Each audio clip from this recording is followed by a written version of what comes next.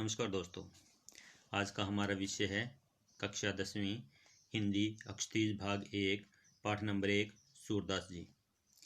इस पाठ में सूरदास जी ने कृष्ण प्रेम में लिप्त गोपियों का और उद्धव का वार्तालाप का वर्णन किया है। सूरदास जी ने यह पद्य सूर सागर के भ्रमर गीत से लिए हैं, जिसमें श्री कृष्ण के मथुरा जाने के बाद स्वयं ने लौटकर उद्धव के माध्यम से गोपियों के पास संदेश भिजवा दिया था। उद्धव ने निर्गुण ब्रह्म एवं योग का संदेश देकर गोपियों को विरह वेदना को दूर करने का प्रयास किया है। गोपियां चूंकि ज्ञान मार्ग की अपेक्षा प्रेम मार्ग को पसंद करती हैं, अतः उन्हें उद्धव का यह सूखा संदेश पसंद नहीं आता। अभी उद्धव और गोपियों का वार्तालाप चल ही रहा होता है कि वहां पर एक उड़ता हुआ भौंरा यानी भ्रमर आ जाता है और गोपियों ने उस भ्रमर को लक्ष्य करते हुए उद्धव के ऊपर अनेक प्रकार के उपालंब दिए हैं। यहीं से भ्रमर गीत का प्रारंभ होता है और इसमें पहले पद्य में गोपियों ने कृष्ण सखा उद्धव पर व्यंग्य करते हुए कहा है कि वह बहुत ही भाग्यशाली हैं कि जो प्रेम की नदी भगवान श्री कृष्ण के यानी प्रेम की नदी रूपी भगवान श्री कृष्ण के बिल्कुल नजदीक रहते हुए, पास रहते हुए भी प्रेम के धागे में नहीं बंधा, अन्यथा उसे भी प्रेम की व्यथा यानी पीड़ा सहन करनी पड़ती। अब पीड़ा सहन करनी पड़ती, उनको भली भांति सहन करनी पड़ती। दूसरी ओर गोपियां अपने को मूर्ख मानते हुए यह स्पष्ट करना चाहती है कि वे तो बिल्कुल मूर्ख हैं जो उन्होंने श्री कृष्ण से इस प्रकार प्रेम किया जिस प्रकार चींटियां गुड़ से प्रेम करती है और प्रेमवश उनसे जाकर लिपट जाती है और वो दूर नहीं हो पाती और अपने प्राण त्याग देती है। दूसरे पद्य में गोपियों ने श्री कृष्ण को निष्ठुर यानी कठोर बताते हुए यह स्वीकार किया है कि उनके मन की जो अभिलाषाएं हैं वो मन में ही रह गई हैं। जिस श्री कृष्ण के आने की प्रतीक्षा उनकी सांसें अटकी हुई थी, उन्हीं कृष्ण ने अपने सखा के हाथ उनके पास योग का संदेश भिजवा दिया है, यानी योग साधना करने का संदेश भिजवा कर प्रेम की जो लोक मर्यादा थी उसका त्याग कर दिया है। तीसरे पद्य में गोपियों ने अपने प्रेम को हारिल की लकड़ी के समान उपमित करते हुए यानी उपमान देते हुए यह सिद्ध करने का प्रयास किया कि वे कृष्ण से अनिष्ट प्रेम करती हैं, एक निष्ठ होकर प्रेम करती हैं। ऐसे में उद्धव उनके लिए योग साधना का संदेश लेकर आए हैं, वह उनको अच्छा नहीं लगता, वह उन्हें कड़वी ककड़ी के समान लगता है। गोपियां चाहती है कि योग साधना रूपी यह व्याधि यानी जो बीमारी लेकर आए हैं वो जहां से लेकर आए वहीं पर उनको वापस ले जाकर सौंप दें।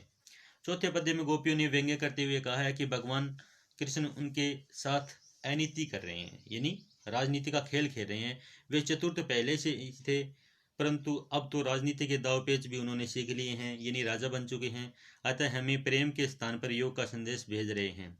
पहले के लोग जहाँ पर दूसरों का हित देखा करते थे, दूसरों की भलाई देखा करते थे, वहीं अब तो अपने होते हुए श्री कृष्ण हमसे अनीति का खेल खेल रहे हैं, यानी अन्याय कर रहे हैं। उनका यह व्यवहार राजधर्म के विरुद्ध है, यानी राजा का धर्म क्या होता है कि प्रजा की भलाई करे।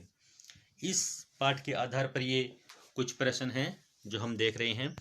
गोपियों द्वारा उद्धव को भाग्यवान कहने में क्या व्यंग्य निहित है, यानी क्या यहाँ पर व्यंग्य जिस प्रकार बोल देते हैं ना कटाक्ष, तो गोपियों द्वारा उद्धव को भाग्यवान कहने में यह व्यंग्य निहित है कि उद्धव वास्तव में भाग्यवान न होकर अति भाग्यहीन है, यानी बहुत ही भाग्यहीन है। वे श्री कृष्ण के सानिध्य में रहते हुए भी, सानिध्य मतलब बिल्कुल पास रहते हुए भी उनके प्रेम से सर्वथा मुक्त रहे हैं, यानी वो उस प्रेम में नहीं पड़े। श्री कृष्ण के प्रति कैसे उनके हृदय में अनुराग उत्पन्न हुआ है, अनुराग उत्पन्न नहीं हुआ, यानी श्री कृष्ण के प्रति कैसे उनके हृदय में अनुराग यानी प्रेम उत्पन्न नहीं हुआ। अर्थात श्री कृष्ण के साथ कोई व्यक्ति एक क्षण भी रह जाता है तो वह कृष्ण में हो जाता है, यानी वह भी कृष्ण के ही बिल्कुल समान हो जाता है, कृष्ण में ही खो जाता है। वे प्रेम की सुखद अनुभूति से पूर्णतया अपरिचित हैं, यानी उद्धव को प्रेम के बारे में कुछ पता नहीं है। तो आगे वाला प्रश्न है, उद्धव के व्यवहार की तुलना किस प्रकार से की गई है। गोपियों ने उद्धव के व्यवहार की तुलना निम्नलिखित उदाहरणों से की है। क्या कहा है, गोपियों ने उद्धव के व्यवहार की तुलना कमल के पत्ते से की है। अब कमल का पत्ता कैसा होता बताता है कि जो नदी के जल में रहते हुए भी जल की ऊपरी सतह पर ही रहता है, यानी जल के बिल्कुल ऊपर रहता है, अर्थात जल में रहते हुए भी जल का प्रभाव उस पर नहीं पड़ता। उसी प्रकार कृष्ण का सानिध्य पाकर भी उसका प्रभाव उद्धव पर नहीं पड़ा, यानी जिस प्रकार कमल के पत्ते पर जल का कोई प्रभाव नहीं पड़ता, उसी प्रकार कृष्ण के प्रेम का प्रभाव उद्धव पर नहीं पड़ा। उद्धव जल के मध्य रहते हुए रखे तेल के गागर यानी मटके की भांति है, यानी घड़े की भांति है। जिस प्रकार जल की एक बूंद भी टिक नहीं पाती, जिस पर यानी तेल के घड़े के ऊपर एक भी बूंद नहीं टिक पाती, वह फिसल जाती है। इसीलिए उद्धव श्री कृष्ण के समीप रहते हुए भी उनके रूप से आकर्षण तथा प्रेम बंधन से हमेशा मुक्त रहे हैं, सर्वथा मुक्त रहे हैं, आजाद रहे हैं। उद्धव ने गोपियों को जो योग का संदेश दिया था उसके बारे में उनका यह कहना है कि यह योग कड़वी ककड़ी के समान प्रतीत होता है, इसे निगला नहीं जा सकता, नहीं खाया जा सकता, यह अत्यंत अरुचिकर है, बिल्कुल ही अच्छा नहीं लगता। अब कहते हैं गोपियों ने किन किन उदाहरणों के माध्यम से उद्धव को उल्हाने दिए हैं। अब उद्धव को उल्हाने दिए हैं कि गोपियों ने कमल के पत्ते, तेल की मटकी, प्रेम की नदी आदि उदाहरणों के माध्यम से उद्धव को उल्हाने दिए हैं। प्रेम रूपी नदी में पांव डुबो कर भी उद्धव प्रभाव रहित है, यानी उन पर कोई प्रभाव नहीं पड़ा। श्री कृष्ण के सानिध्य में रहते हुए भी वे कृष्ण के प्रति कृष्ण के प्रेम से सर्वथा मुक्त रहे हैं। उद्धव द्वारा दिए गए योग के संदेश ने गोपियों की विराग्नि में घी का काम कैसे किया, यानी विरह की अग्नि जो जल रही थी उसमें घी का काम कैसे किया है। जब अग्नि में घी डालेंगे तो अग्नि और तेज जल उठती है, तो ये कैसे हुआ। तो कहते हैं कि गोपियां कृष्ण के आगमन की आशा में दिन रात रही थी। वे अपने तन मन की व्यथा को चुपचाप सहती हुई कृष्ण के प्रेम रस में डूबी हुई थी। वे इसी इंतजार में बैठी थी कि श्री कृष्ण उनके विरह को समझेंगे, उनके प्रेम को समझेंगे और उनके अतृप्त मन को अपने दर्शन से तृप्त करेंगे, यानी जो उनका मन प्यासा है उनकी प्यास बुझाएंगे। परंतु यहाँ सब उल्टा होता है। कृष्ण को न तो उनकी पीड़ा का ज्ञान है और न ही उनके विरह के दुख का, बल्कि कृष्ण योग का संदेश देने के लिए उद्धव को भेज देते हैं। विरह की अग्नि में जलती हुई गोपियों को उद्धव ने कृष्ण को भूल जाने और योग साधना करने का उपदेश दिया। अब उनके हृदय में जल रही विराग्नि में घी का काम कर उसे और प्रज्वलित कर दिया। अब आगे कहते हैं कि मर्यादा न लही के माध्यम से कौन सी मर्यादा में न रहने की बात की जा रही है। कहते हैं मर्यादा न लही के माध्यम से प्रेम की मर्यादा यानी मर्यादा में न रहने की बात कही जा रही है। गोपियां कृष्ण के मथुरा चले जाने पर शांत भाव से उनके लौटने की प्रतीक्षा कर रही थी। वे चुप्पी लगाए अपनी मर्यादाओं में लिपटी हुई इस वियोग को सहन कर रही थी, यानी इस दुख को सहन कर रही थी, क्योंकि वे श्री कृष्ण से प्रेम करती थी। कृष्ण ने योग का संदेश देने के लिए उद्धव को भेज दिया, जिससे गोपियां मर्यादा छोड़कर बोलने पर मजबूर हो गई। अब उन्होंने अपनी जो सीमा थी वो तोड़ दी। प्रेम के बदले प्रेम का प्रतिदान ही प्रेम की मर्यादा है, लेकिन कृष्ण ने गोपियों के प्रेम के उत्तर में योग का संदेश भेज दिया। इस प्रकार कृष्ण ने प्रेम की मर्यादा नहीं रखी। अब वापस लौटने पर वचन देकर भी वे गोपियों से मिलने नहीं आए, यानी वो वहां से गए थे तो कह के गए थे कि मैं वापस आऊंगा, तो वो नहीं आए। अभी कृष्ण के प्रति अपने अनन्य प्रेम को गोपियों ने किस प्रकार अभिव्यक्त किया है। तो गोपियां रात दिन सोते जागते सिर्फ श्री कृष्ण का नाम ही रटती रहती हैं। कृष्ण के प्रति अपने अनन्य प्रेम को गोपियों ने चींटियों और हारिल की लकड़ी के उदाहरणों द्वारा व्यक्त किया है। उन्होंने स्वयं की तुलना चींटियों से और श्री कृष्ण की तुलना गुड़ से की है। उनके अनुसार श्री कृष्ण उस गुड़ की भांति है जिस पर चींटियां चिपटी रहती हैं, यानी जिस प्रकार गुड़ पर चींटियां चिपटी रहती हैं उसी प्रकार गोपियां भी श्री कृष्ण के प्रेम में चिपटी हुई हैं, वो दूर नहीं हो सकती। हारिल एक ऐसा पक्षी है जो सदैव अपने पंजे में कोई लकड़ी या तिनका पकड़े रहता है, वह उसे किसी भी दशा में या किसी भी अवस्था में नहीं छोड़ता। उसी तरह गोपियों ने मन वचन और कर्म से श्री कृष्ण की प्रेम रूपी लकड़ी को दृढ़ता पूर्वक पकड़ रखा है, वो हमेशा के लिए पकड़ लिया तो अब नहीं छोड़ेंगे। गोपियों ने उद्धव के योग की शिक्षा कैसे लोगों को देने की बात कही है। अब गोपियों ने उद्धव को जो योग की संदेश लेके आए थे उनको वह शिक्षा किन लोगों को देने के लिए बात कही है। तो उद्धव अपने योग के संदेश से यानी योग के संदेश में मन की एकाग्रता का उपदेश देते हैं कि मन को एकाग्र करना चाहिए, भगवान का नाम लेना चाहिए, भगवान की भक्ति करनी चाहिए। तो गोपियों के अनुसार योग की शिक्षा उन्हीं लोगों को देनी चाहिए जिनकी इंद्रियां व मन उनके बस में नहीं होते, जिनका मन चंचल है और इधर उधर भटकता रहता है। अब गोपियों को योग की आवश्यकता नहीं है, क्योंकि गोपियां अपने मन व इंद्रियों से कृष्ण के प्रति एकाग्रचित हैं, यानी वो केवल कृष्ण से ही प्रेम कर रही हैं, उनका मन भटक नहीं रहा है। इसलिए योग साधना का उपदेश उनके लिए निरर्थक है, यानी कोई फायदा नहीं है उसका। प्रस्तुत पदों के आधार पर गोपियों का योग साधना के प्रति दृष्टिकोण स्पष्ट करें। कहते हैं प्रस्तुत पदों के आधार पर स्पष्ट है कि गोपियां योग साधना को नीरस, व्यर्थ और अवांछित मानती थी। नीरस यानी बिल्कुल आनंद न आना, बिल्कुल भी रस न आना, व्यर्थ है, कोई काम का नहीं है, अवांछित, जिसको नहीं चाहते, ऐसा मानती हैं। गोपियों की दृष्टि में योग उस कड़वी ककड़ी के समान है जिसे निगलना बड़ी ही मुश्किल है, बड़ा बहुत यानी कठिन मुश्किल है। सूरदास जी गोपियों के माध्यम से आगे कहते हैं कि उनके विचार में योग एक ऐसा रोग है जिसे उन्होंने न पहले कभी देखा न कभी सुना। गोपियों के अनुसार योग की शिक्षा उन्हीं लोगों को देनी चाहिए जिनकी इंद्रियां व मन उनके बस में नहीं होते, उनका मन चंचल और इधर उधर भटकता है, उनको यह देना चाहिए। अब कहते हैं गोपियों के अनुसार राजा का धर्म क्या होना चाहिए। गोपियों ने राजा का धर्म क्या बताया है कि गोपियों के अनुसार राजा का धर्म प्रजा को अन्याय से बचाना तथा राजधर्म का पालन करते हुए प्रजा का हित चिंतन करना है, यानी प्रजा की भलाई का कार्य सोचना होता है। अब आगे कहते हैं कि गोपियों को कृष्ण में ऐसे कौन से परिवर्तन दिखाई दिए जिनके कारण वे अपना मन वापस पा लेने की बात कहती हैं। यानी गोपियां जो श्री कृष्ण से अपना मन वापस लेने की बात कहती है, वो क्यों कहती हैं?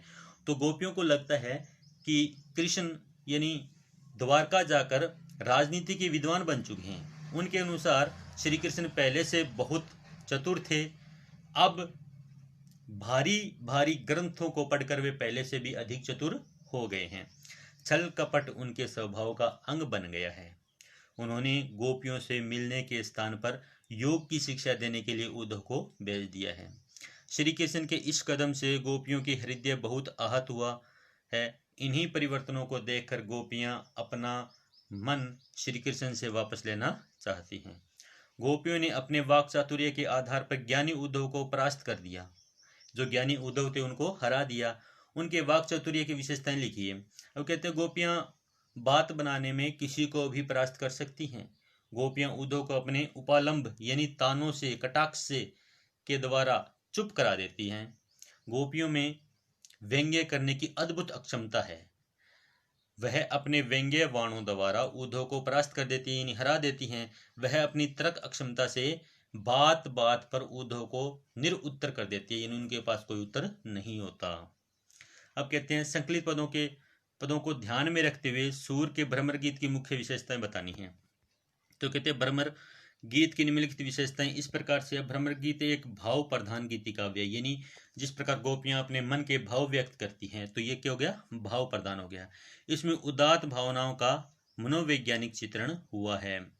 सूरदास ने अपने भ्रमर गीत में निर्गुण ब्रह्म का खंडन किया है कि वो निर्गुण की उपासना नहीं करेंगे, वो श्री कृष्ण से प्रेम करते हैं। भ्रमर गीत में शुद्ध साहित्यिक ब्रज भाषा का प्रयोग हुआ है। भ्रमर गीत में उपालंब की प्रधानता है, यानी कटाक्ष की प्रधानता रही है।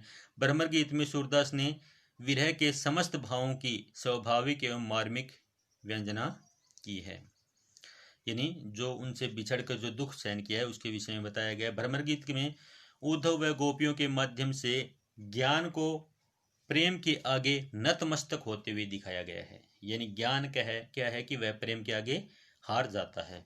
ज्ञान के स्थान पर प्रेम को सर्वोपरि कहा गया है, यानी सबसे ऊपर प्रेम बताया गया है। भ्रमर गीत में संगीतात्मकता का गुण विद्यमान है, यानी इसमें संगीतात्मकता का गुण है, इसको गा भी सकते हैं।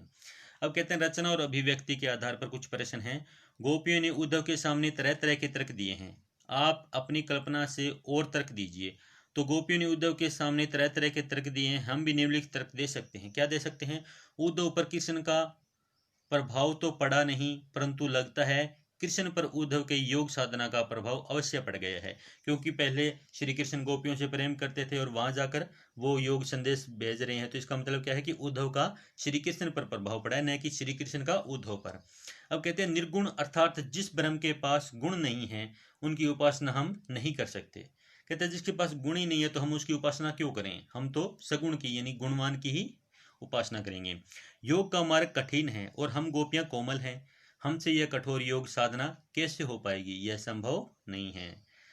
तो आगे कहते हैं उद्धव ज्ञानी थे, नीति की बातें जानते थे। गोपियों के पास ऐसी कौन सी शक्ति थी जो उनके वाक चातुर्य से मुखरित हो उठी, यानी मुखरित उनसे मुख से निकल पड़ी। कहते हैं सच्चे प्रेम में इतनी शक्ति होती है कि बड़े बड़े ज्ञानी भी उनके आगे घुटने टेक देते हैं।